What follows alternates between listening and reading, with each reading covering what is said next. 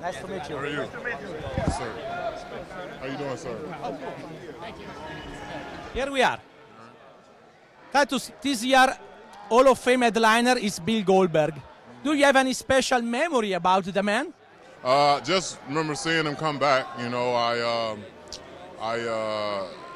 as him telling the story about how he wanted to come back so his son could see him wrestle at least one time was pretty special. You know, obviously I have my two sons here, and for a father to be able to have that opportunity where he had the most special moment, winning the WWE Universal Championship, and going on to WrestleMania, the largest, grandest stage of them all, performing in front of, you know, thousands and thousands of fans.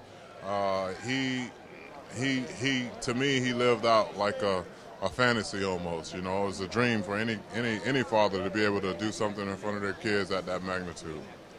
Yeah, it was like a superhero for his kids. Yeah, that's what he wanted to be. He wanted to be a superhero for his kid, and ultimately, obviously, he'd be a superhero for other kids as well. I'm very proud of you because as a wrestler, you do a lot of charity works, and it's difficult for us who work with WWE or with wrestling in general, showcase something good outside the ring. So I think you need to be proud of yourself for all of this. Oh, I'm very proud. I mean, I always tell people WWE is what I do for a living. It's not who I am for a living. Who I am for a living is a man that's been very fortunate that people invested in me when they had nothing to gain in return, and so I feel obligated and honored to have the opportunity to go out and help as many people as I possibly can get into a better position. Simply because I wouldn't be standing here today as a WWE superstar, a father of two sons, college graduate, a proud son, and a proud friend if it wasn't for the investments those people made. So I think if people looked at life that way, they looked at the fact that somebody along the way gave you an opportunity. They helped you in your schoolwork. They helped you in your in just your growing pains. You dealing with a loss of a family member. Multiple things. If you just think about the things that people did for you, it makes it very easy for you to go out and do for others. You are now in a tag team with Apollo. Do you consider yourself now a tag team specialist, or do you think that someday you will return to the single competition? I definitely think I'll return to the singles competition, but I like to look at myself as a guy that literally can do anything that they ask me to do. If they want me to do commentary, I'll do commentary. If they want me to wrestle in a tag team, I'll wrestle in a tag team. If they want to be in a singles, I'll do it in a singles match. It doesn't matter what they give me. I'm going to make the best of the opportunity, and hopefully at the end of the day put smiles on people's faces and entertain. And that's what we're here to do, that's what we're paid to do, and that's what I take pride in. We are in New Orleans, which is a city so important for the integration.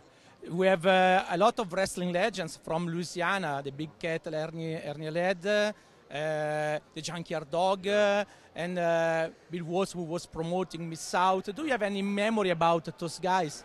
Junkyard Dog was my favorite growing up, and as time went away, Dwayne "The Rock" Johnson became my favorite. But before, Junkyard Dog was my guy. He was one of the most likable and lovable characters in WWE history. He was very entertaining, and people loved him. And if there was anything that anybody can draw from that era of people that were coming from different territories per se, it would be just how well were they liked, or how well were they hated. And if they can translate it, if they can do that in one division to the next and one company to the next, they're pretty special. My last question is, if you can choose somebody who is not in the Hall of Fame and put it rightly in the Hall of Fame, who would you choose? I would probably say, I don't know, Goldust? Yeah, Goldust has done a lot for this business and in this business, and I think that he comes from, obviously, wrestling lineage with Dusty Rhodes.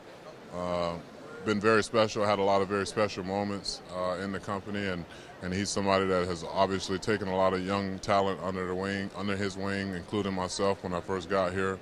And I think that Goldust would be a wonderful addition to the WWE Hall of Fame.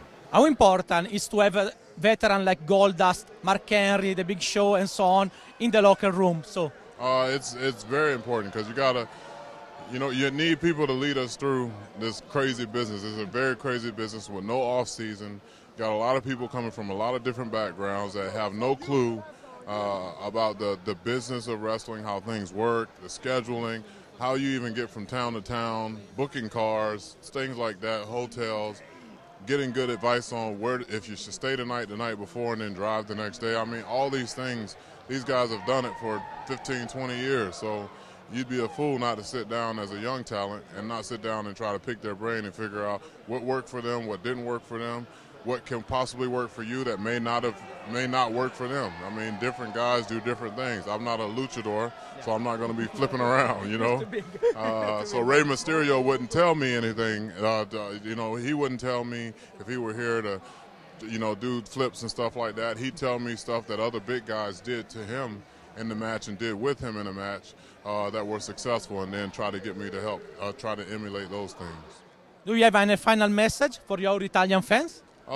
I look forward to coming back. This is WWE superstar Titus O'Neil. I look forward to coming over there and bringing Titus worldwide over there to your home.